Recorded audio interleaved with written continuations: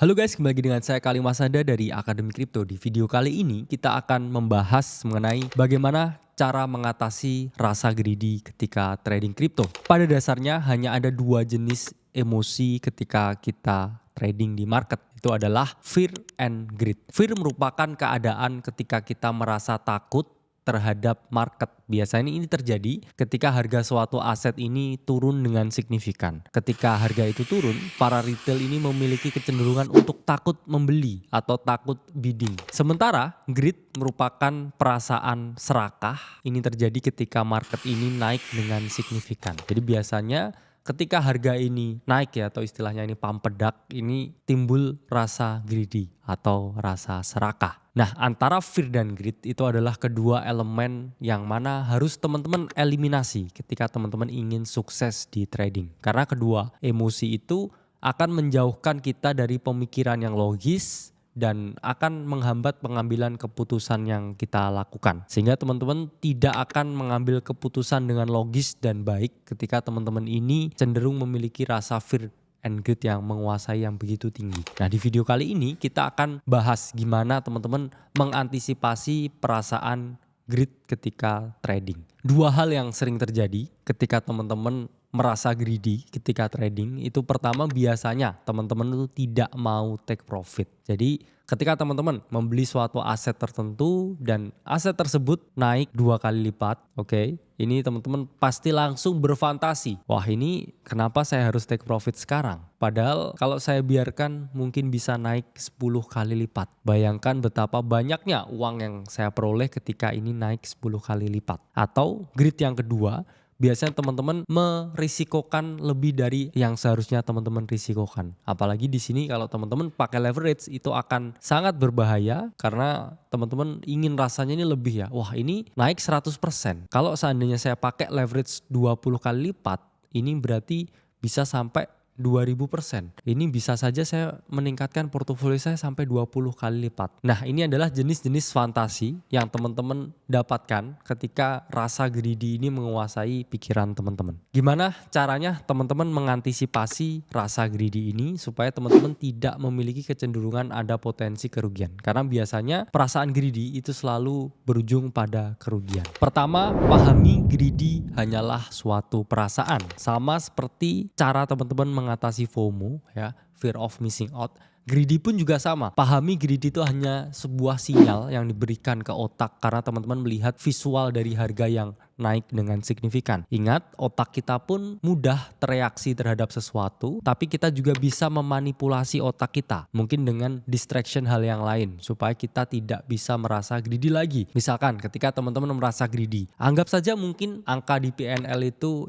hanyalah uang mainan atau teman-teman lagi trading di akun demo, sehingga bayangkan saja itu uangnya tidak bisa di withdraw. Sehingga teman-teman tidak terbentuk ya bias-bias mental accounting yang berpikir, wah ini kalau naik sekian saya bisa beli ini. Wah, ini kalau naik sekian saya bisa liburan ke sini. Wah, ini kalau naik sekian saya bisa punya safety money untuk beberapa bulan ke depan. Bayangkan saja, uang itu adalah uang mainan yang tidak bisa di withdraw sehingga teman-teman tidak bisa merasakan greedy lagi. Dan segala jenis fantasi ketika teman-teman greedy ini bisa tereliminasi dengan teman-teman mematahkan stigma kalau ini nggak bisa di withdraw misalkan. Itu adalah jenis-jenis dan juga cara untuk teman-teman memanipulasi otak teman-teman untuk kemudian melupakan rasa greedy. Karena ingat, greedy itu sama seperti FOMO, itu hanyalah perasaan dan itu tidak kekal, pasti akan berlalu.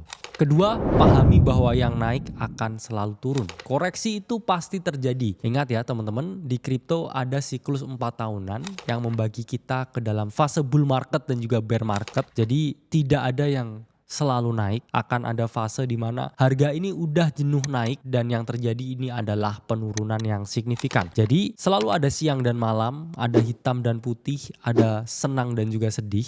Jadi teman-teman harus memahami it's only a game ya, dan selalu ada siklus. Dan di sini teman-teman, the only way you can realize profit is by click the sell button. Jadi kalau teman-teman nggak diklik tombol sell-nya, ini tidak akan terconvert ke stable coin dan teman-teman tidak akan bisa merealisasikan keuntungan yang teman-teman miliki. Apalagi nih kalau teman-teman misalkan memiliki unrealized profit at some point few months later. itu bisa menjadi unrealized loss karena harga mungkin kembali ke titik awal, bahkan yang lebih buruk turun dari tempat teman-teman membeli. Jadi ada chance ya, unrealized profit itu turn into unrealized loss ketika teman-teman ini tidak take profit sama sekali. Oke, itulah pentingnya teman-teman harus melakukan take profit. Dan hal ini sangat sering terjadi di teman-teman cycle sebelumnya. Cycle angkatan 2018, 2021 ini banyak yang jadi milioner, tapi balik lagi ke kehidupan aslinya sebelum jadi milioner karena mereka buy from the bottom tapi mereka tidak mau sell on the top.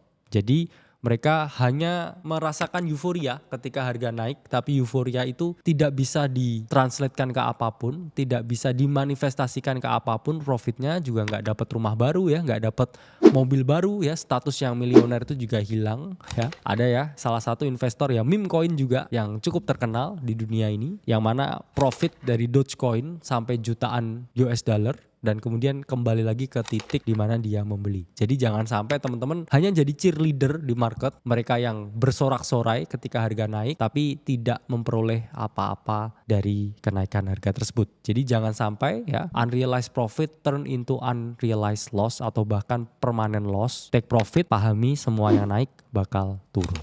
Ketiga, pahami bahwa teman-teman akan di sini dalam jangka waktu yang lama. Apa itu maksudnya? Kripto itu cycle-nya itu selalu berlanjut ya. Ada cycle 1, cycle 2, cycle 3, cycle 4 dan cycle seterusnya. Jadi apa alasan kamu ini mau berhenti setelah satu cycle? Misalkan ya, saya udah dapat uang yang cukup banyak misalkan. Terus kemudian udahlah saya mau berhenti aja cycle ini. Itu sangat tidak mungkin ya. Karena kita semua selalu want more dan kita semua selalu ingin melipat gandakan kekayaan yang kita miliki. Dan kita juga tahu bahwa blockchain ini adalah aset masa depan, yang mana akan selalu mengalami pertumbuhan nilai yang signifikan seiring dengan adopsi blockchain yang meningkat di berbagai belahan dunia. Jadi tidak ada alasannya teman-teman menganggap kripto ini sebagai skema untuk kaya cepet-cepetan ya, terus balik lagi nanti miskin cepet-cepetan lagi, itu nggak ada. Jadi teman-teman berpikir di sini adalah untuk jangka panjang, bukan hanya 1-2 tahun atau mungkin 1-2 dekade ke depan. Jadi selalu lipat gandakan portofolio yang teman-teman miliki. Pahami compounding effect, pahami strategi gulung-gulung, dan yang sekarang 1 jadi 2, nanti 2 bisa jadi 4, 4 bisa jadi 40, dan 40 bisa jadi 400, bahkan jadi 400.000. Jadi memang angka naiknya ini tidak terbatas, begitu juga dengan portofolio yang teman-teman miliki, naiknya ini juga bisa tidak terbatas pula. Jadi apa yang membuat pikiran kamu membatasi keuntungan dan waktu kamu untuk berinvestasi di sini? Stay on long term. Keempat adalah pasang ekspektasi yang realistis. Jadi rata-rata waktu yang dibutuhkan untuk teman-teman bisa mencapai kebebasan finansial di kripto itu adalah 2-3 cycle. Jadi teman-teman jangan berpikir satu cycle aja udah cukup. Satu cycle itu biasanya untuk belajar dan memperoleh keuntungan sebagai beginner's luck. Cycle kedua itu untuk mengcompounding, dan cycle ketiga ini untuk menjaga kekayaan yang teman-teman miliki. Jadi nggak ada istilahnya saya bisa kaya langsung dari membeli satu koin ya. Karena saya misalkan jatuh cinta ke koin ini, saya yakin koin ini bisa memberikan financial freedom ke saya. Itu tidak akan mungkin terjadi. Kamu akan membeli koin yang lain lagi dan akan selalu hadir narasi baru lagi, dan juga selalu ada sektor-sektor baru lagi, koin baru lagi listing tiap hari. Tidak mungkin kamu menjatuhkan satu pilihan ke satu koin dan itu akan selamanya jadi satu-satunya koin yang kamu beli.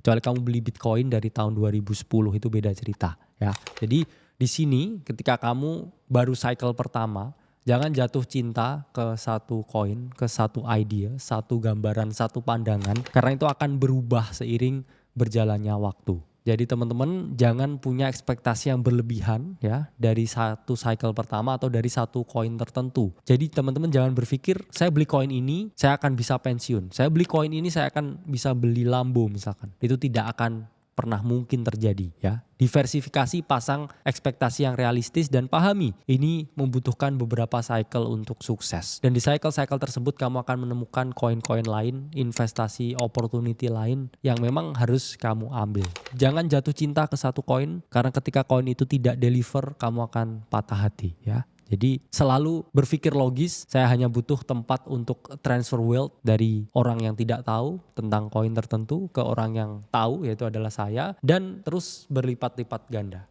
Jadi selalu cari opportunity yang lain, dan opportunity di market ini adalah endless atau tidak terbatas. Jangan batasi pikiran kamu dan set ekspektasi yang realistis. Kelima adalah gunakan leverage sewajarnya. Saya masih sering ya lihat teman-teman ini sering abusing leverage, pakai 50x, 100x, bahkan sampai 150x. Apa yang ada di pikiran kalian? Karena satu tick aja turun, kamu itu bisa terlikuidasi.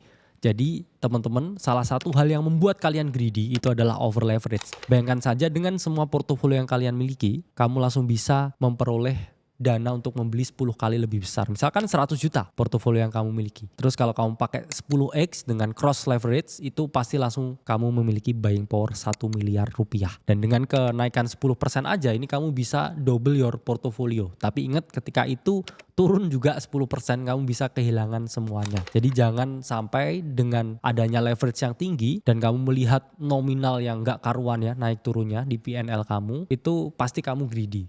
Ya, sehingga cara terbaik itu adalah membatasi leverage yang kamu gunakan, teman-teman. Jangan terlalu tinggi dan pahami bahwa leverage is only a tool. Yang lebih matters daripada leverage itu adalah position sizes. Leverage bisa aja cuman pakai 10 kali ya, tapi kamu merisikokan 10% dari capital kamu. Itu akan jauh lebih bijak daripada kamu menggunakan yang lebih gede, misalkan kayak 100x. Karena konsepnya leverage itu hanya alat. Misalkan kamu merisikokan 1 juta dengan 10 kali leverage, itu buying powernya adalah 10 juta. Itu pun juga sama ya dengan kamu merisikokan misalkan 100 ribu dengan 100x leverage. Itu buying powernya juga 10 juta. Jadi nggak ada bedanya pakai 10x atau 100x. Itulah mengapa yang paling penting itu adalah position sizes ya, bukan leverage-nya. Karena saya sering mendengar banyak pertanyaan, pakai leverage berapa bang? Ya, leverage itu adalah sangat relatif, yang paling penting itu adalah position sizes.